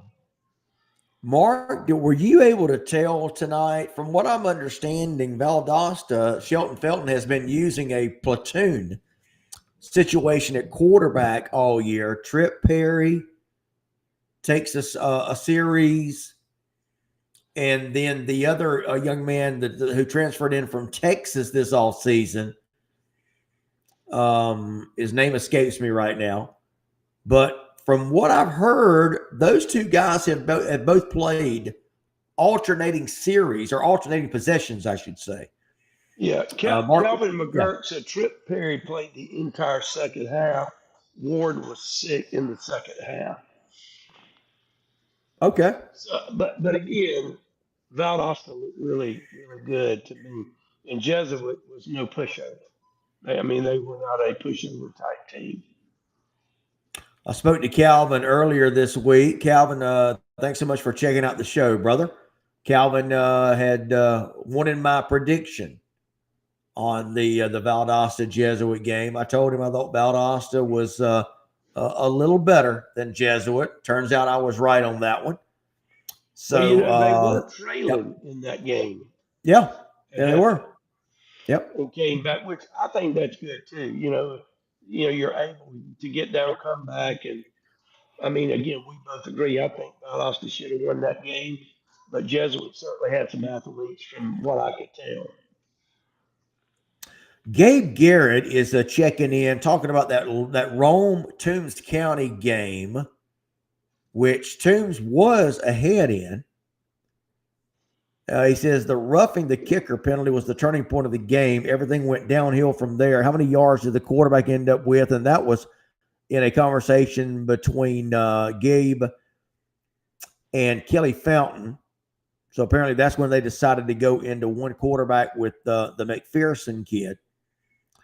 So again, Rome, by the way, that's their first win of the year. John Reed, man, they've opened up with a tough schedule. Rome lost to Creekside. Mark, check this schedule out. Rome loses to Creekside to open the season. Then they lose to Carrollton, both close games. Well, the Creekside game was not a close one. I'll take that back. The Carrollton game, I think, was decided by a touchdown, 35-28. And then tonight, Rome was staring at 0-3 against a defending state champion, but they get it done tonight. It's a big win for John Reed and Rome, getting their first win of the year. He's done a great job up there, Theo, and I know, of course, you've been up there. Boy, the facilities up there are something else. I got to be honest with you guys. John Reed single-handedly designed their entire indoor facility, which is not just football, but it includes, I forget how many square feet of not just football facilities, but you've also got a major, they've got their own walk-in clinic there at Rome. Let me put it that way. You can walk into Rome High School, and they've got this, it's basically dedicated a lot to vocational studies. Kids can go to and take these vocational classes at Rome, and they get a full degree. They never have to go to college if they don't want to, or technical school. But part of that was all designed, a part of that includes a walk-in clinic. I don't know if any other high school in Georgia has that, but all that was designed by John Reed. He sat there and told me, he sat down with a piece of paper and a pen and drew it all out for the architects. Yeah, he's Amazing. done a great job up there, Phil. And I do need to mention this comment. Larry Baker said, I could be wrong, but Tift might slip into that fourth or third spot, being that he strongly feels they'll miraculously upset both Lowndes and Cockwood. How about that? Whoa! Whoa, that's what Tift County, Larry Baker right here said they're going to upset both Lowndes and Cockwood. Well, I mean, Phil, you like to hear that. You're a Tift County guy. That's where you went to, that's where you were from for a long time. So, Larry, look, I don't know. You big Tift County fan. I don't know that I'd go that far. Yeah, look, I think there's still, Mark, I think there's still a lot of doubters on Tift. And look, I get it. This is what happens when you struggle for so many years. But there's no denying what Jeff Littleton has done to that Tift County program. He's brought them up out of the doldrums that program has suffered through the past few years, Mark. And here's the thing, Mark, okay? And I want the viewers to hear me on this. So you come out and struggled a little bit with a Griffin team, a much improved Griffin team, I might add. But then you come back and you defeat a Gadsden team. You shut out a Gadsden team 22-0, who beat you by, well, I think 40 points or something last year. Okay. You play toe-to-toe with the Lee County team, who beat you by 42 points last year. And then tonight, you defeat a Bainbridge team that you should have won. You should have beaten. But I think this Tift County Bainbridge score last year was pretty close. Here's my point. You're winning games that you should be winning. and you're winning them in a fashion that you should be winning them by, which is by several points, several touchdowns. That's the thing I see with Tift County, the progress that they're making. And boy, they have got that Kamari Holloman. Mark, I'm sure you've heard about him. I think he is the class 6. I think he's the state's leading rusher in 6A. Well, I'll say this. Here's what's got to happen. As you mentioned, they're winning some games that they should win.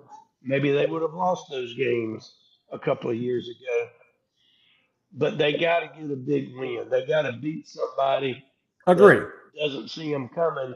Like my man Larry Baker says, hey, they're going to upset those Lions and Cockwood. So when they do that, they have a lot. You will know Tift County is back when Yes. they beat both them. Yes. And Mark, you hit it right on the head. Mark, that's exactly what's got to happen.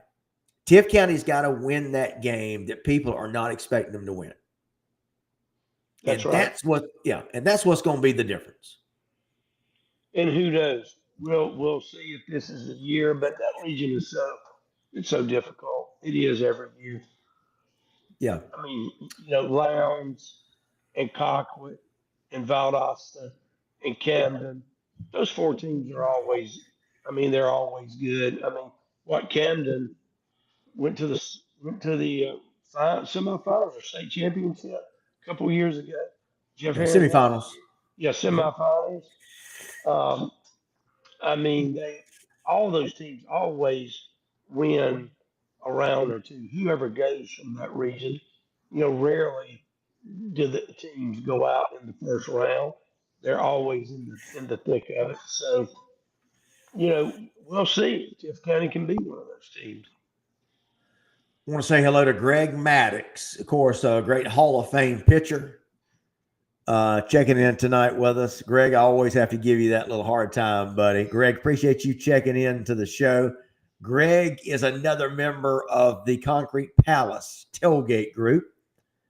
Greg says, Phil, come eat you a sausage dog at the Colquitt game in 3 weeks. I'll do that, Greg. I promise you I'll do that, buddy. And, of course, make sure that you guys, by then you should have your Sunset Farms sausage tailgate pack, which all of our winners get. All you got to do is submit your photos in, guys, from your tailgates, and we will, as a staff, choose the winner. And if you've got what it takes, and look, show us your spirit of tailgating. Send the pictures in. You can send them in to me, Phil at ITG Next or Mark at ITG Next. And that's all it takes. Just send us some pictures and let us hear from you guys. And we will send you. Just messages on Facebook or Instagram or Twitter or whatever else. Yeah. Yes. It's easy to get those photos. Or, hey, if you're really feeling good, take a short video and send it to us. Absolutely. And listen, this is for anybody in the state. It's just not South Georgia. It can be anywhere because we covered the entire state, guys. We're all about covering this. We are ITG Next Georgia. So send us your tailgate photos and videos if you got it.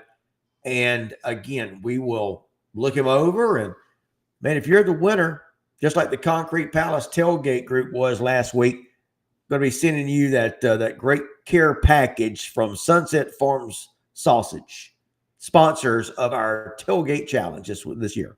And also, Phil, look, you could be at the Georgia game tomorrow. It applies there as well. A lot of tailgating will be going on up there, although the game's going to be boring, or it should be boring. Yeah. I think I looked and Georgia was favored by like 52. What? Well, yeah, I mean, they're playing Austin Peay, I believe. I mean, it's like, hey, Marshall, okay, but man, this is a bit much. Yeah, I tell you, I hate those games. I just, I have no interest in watching those games like that. I don't believe, tomorrow, I really don't believe there are any big matchups. I think Oklahoma, Michigan, but really, other than that, I don't think there are any big, impactful games. I kind of think this weekend and tonight's like that. I don't know that there were any major, impactful games tonight. Now we'll start. I think next week. I know the college level, high school level too. We'll have some, but I don't think we had that big matchup tonight. Of course, the season started out both college and high school. There were some great games the first week. Oh yeah. Oh, no doubt. No doubt. All right. So getting you caught up on some scores that came in earlier. Swainsboro, I believe it's Swainsboro, shuts out Appling tonight, 14-0. Yeah, it was Swainsboro. It was indeed. Houston County defeats Warner Robins tonight. Worth County continues to roll. They roll over Brooks County tonight. Brooks off to a little bit of a slow start, but again, like me and Mark have been talking about, same thing happened to Brooks County last year, guys. If you're a Brooks County fan, I would not panic, Mark. Well, you can't panic. I mean, everything's still in front of you. I mean, these aren't region games. You just need to make the dance. Look, they got the athletes to make a run and compete. Toby Passmore now wants to address the Tift County situation. Toby says Tift is on the right track. I also see them sneaking in as the third or fourth. So, Martin, there's another vote for Tift County. Hey, we may have some people start going, hey, they start slipping in at 1 or 2. How about that? You probably don't pick them at 1 or 2. Listen to you.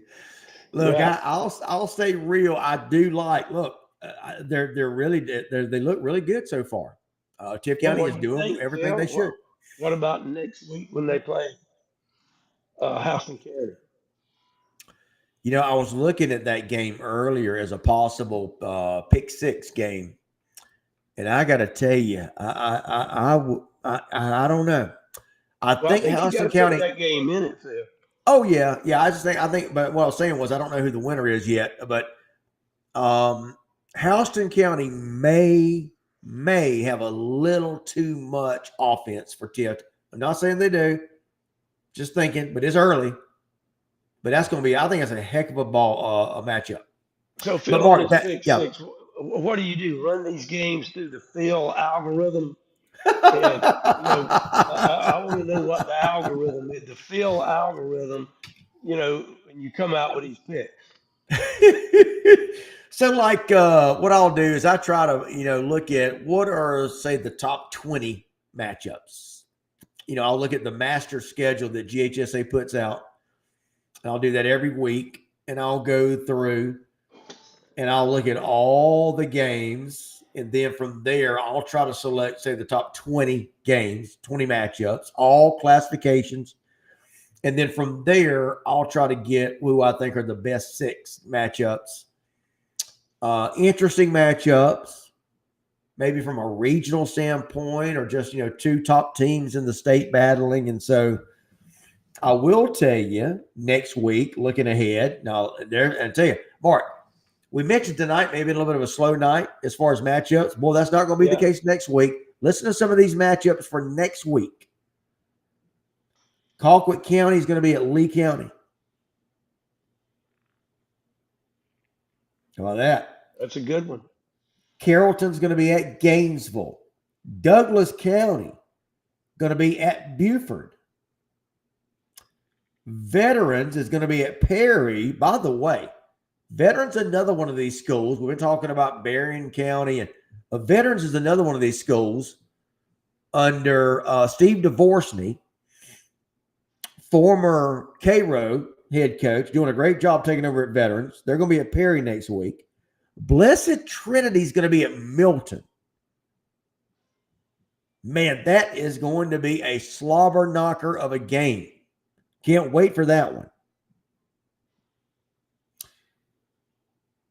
Fellowship Christian at Savannah Christian. That is going to be a big one. In fact, Savannah Christian going into tonight was our number 2 team in private. Fellowship Christian, the number 4 team going into tonight's game. I don't have a score on either one of those games. If anybody does involving Savannah Christian or Fellowship Christian, they'll play each other next week. But if you got a score on those either those 2 teams tonight, let me hear from you. But those are just a few of the matchups that'll take place next week. And we mentioned Houston County taking on Tift County. Yeah, Houston at Tift, uh, Carrollton at Gainesville, Cockwood at Lee. Good games. You'll certainly begin to know what you have at this point. Again, I think Gainesville wins that game. Oh, I do too. By the way, what has happened at Carrollton?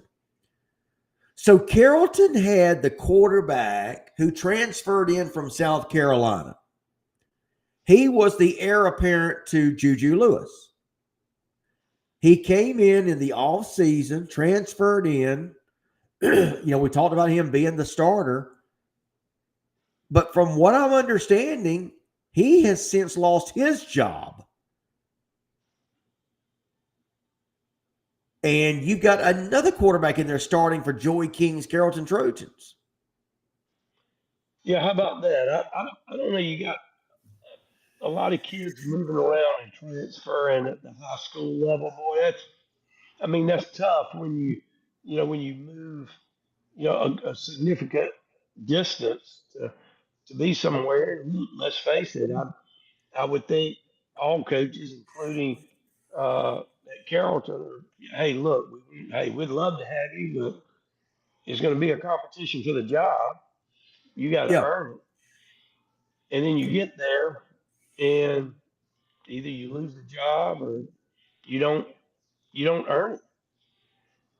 I mean, me personally, if I was moving, I'd have to be guaranteed to start a job. you know, I'd have to say, hey, look, me, or if it's my kid, I'd say, all right, you've seen the tape, what we can do. Do we have the job? Then we'll move. But boy, that'd be a tough one. Well, Mark, so that you're right. That young man came from South Carolina. All right. And what about the Milton situation, Mark, where you had the Al Britton kid came from Milwaukee, and then you had Derek Baker comes up from St. Thomas Aquinas. So you had two quarterbacks who were hoping to fill the shoes, the awfully big shoes of Luke Nickel. One came from one of the premier programs in the country in St. Thomas Aquinas in Fort Lauderdale.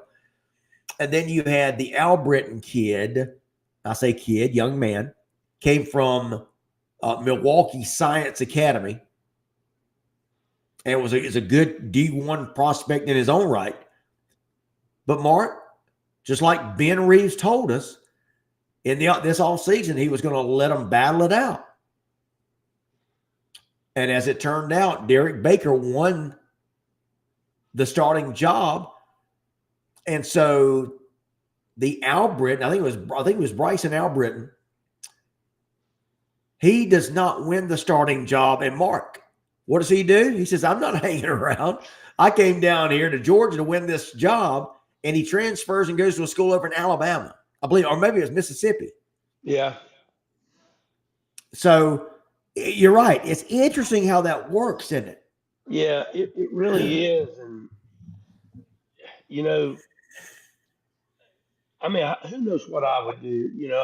It's easy for me to say, sitting where I'm saying, if I had a kid that I thought was, maybe going to be a big time player. Look, I think in today's world, you're going to get seen. You don't have to leave to, I True. think, get seen. And then they see you, these 7-on-7s. Yep. I get it there. It'd be nice to say, well, I want to put my kid in a program maybe that's run like a college program, and that is the mindset's like a college program, and the weight training, and the coaching, Yes. and the schemes, and that kind of thing. Hey, I want to put my kid in the best situation. Would I up and move like from California to Georgia, or from Wisconsin to or wherever? Yeah. Boy, that'd be tough. You would you would certainly have to know, in my opinion, that you're going to get the job. Well, look, you got to remember, especially the way Georgia High School Association is with these transfer rules, Mark. This is a whole family moving. Yes, that's right. So you're talking about parents with jobs moving to Atlanta or the Milton area. And now, and again, I'm talking about the case of the Al Britton young man. So now his parents have to up and go to Mississippi. I mean, that's not easy to do. And that's the sacrifice they're making for their young man. That's kind of what gets lost in all this, Mark. Yeah, and I don't know that in every state, I think there's plenty of high schools that'll take kids and the whole family doesn't have to move. And, you just go rent an apartment there and, Yeah. you're good. I even think I applaud the GHSA for trying to at least control this some. I personally am an old school guy. I wish you would play with the kids that are at your school and that are there legitimately. And if, the family moves because of a job or military, and that's fine. But just moving to play football in high school is a lot. But you know what? You can't put the toothpaste back in the tube, and it's here. And I even think in Georgia it will continue. I think it will be harder, but I even think you'll see challenges to that rule to where they say the entire family's got to move and that you have to have sold your home or vacated your apartment or whatever. There'll be challenges to that. Look, will it hold up in court? I mean, who knows? But again, I applaud what they're doing. And guys, in case you're not sure or if you haven't understood what Mark is referring to, the GHSA announced that they're really tightening these screws even further. After I'm sure there was some complaints from people about how the transfer situation was handled. So now you're going to have the GHSA will, in addition to it being a bona fide move, now you're going to have to prove when you have a change in residence that there has been a change in utilities has been confirmed. I mean, there's not going to be many loopholes. You've got to confirm that you have cut off all utilities at your old place and you have legitimately gone into a new residence at your new location in your new county where you're moving to. I mean, you're not leaving much room at all, Mark. You are not leaving much room. But again, look, Phil, we know there'll be people that try to get around that. That'll happen. By the way, I want to mention real quick, Cody Leet says, hey, you need to check out our Troup County team. Cody, I'm glad you mentioned that before we get out of here tonight. So I ranked, and I think I was one of the few people who ranked Troup County as one of my top 5 teams in 3A, or is it 4A? Yeah, 3A. And I know a lot of people said, hey, man, are you crazy? What are you doing? I've got Troup County at number 3 going into tonight because I saw where Troup County was bringing everybody back. Tanner Glisson, the head coach. By the way, I think Tanner Glisson is the head football coach and baseball coach over there at Troup. But I had a chance to talk with him before the season, and I said, look, man, I've got you ranked high. Don't let me down. just kidding. But I did have a chance to talk with him. I said, man, I see where you're bringing everybody back. Is that right? He said, yes, we are. So I think Troup County is a team to watch this year, and I've got them, again, number 3 in 3A. So, Cody, brother, we got you covered on Troup County. So what is it? Tell me, Passport, Phil. It's a field carry them. What What do you say? what is that? It's a algorithm. Algorithm. Not an Yeah, algorithm, but a a filgorithm. algorithm. That's right. A algorithm. I just Yeah, saw that. yeah. You put them through that algorithm, and you got you something there. Yeah, So we got it's Jonathan saying, "Go racing Ram, go racing Rams." Well, hey, Jonathan, um, yeah, you don't even have to say that. They're definitely going, and I mean they're keeping on going. Jonathan Ansel. Well, Phil, can you believe it's 12 o'clock? I mean, Oh my gosh, I wasn't even keeping up with the time, Mark. yeah, It is. We've hit yes, midnight. yeah, man. I'm up past my bedtime, man. Yeah, Yeah. I'm gonna stay up. I'm gonna stay up a couple hours and get some work done and work on next week's pick six and kind of go through and see how everybody did in our. We ranked 60 teams, so I got to find out how all these teams did tonight. Well, this is when you get that algorithm going and get it figured out. That's right. That's exactly right. By the way, Jonathan says he's the band director up there, Mark. Oh yes. Well, hey, Jonathan, man, you guys, Grayson's a great place. You got a great team, and I Yes. got a feeling that band's going to be playing a long time this year. Just don't let them get tired on you. I'm going to play a lot of games. Jonathan and the band played on, as they said. That's right. The band played on. Well, Phil, I guess until Monday, Yeah. we'll call it. Like you mentioned, next week we're gonna have a few more interesting games to talk about next week as the season moves on. Absolutely, guys. Thanks so much, as Mark mentioned, for joining us. Again, don't forget those tailgate pictures. We'd love to have them for you. One more thing, guys. Let me know about top performers tonight. We're going to pick our top 10 performers every week, like I always do. I'll have some of the coaches, many of the coaches sending me players. But if you know of a player or players who had a top performance tonight, I need their stats, and I need to check them, verify them. But let me hear from you guys. Certainly, you can help me out in that regard. And Mark, we will talk to you on Monday's edition of Extra Point at 5:30. Phil, that sounds good. See you then, and thanks everybody for watching.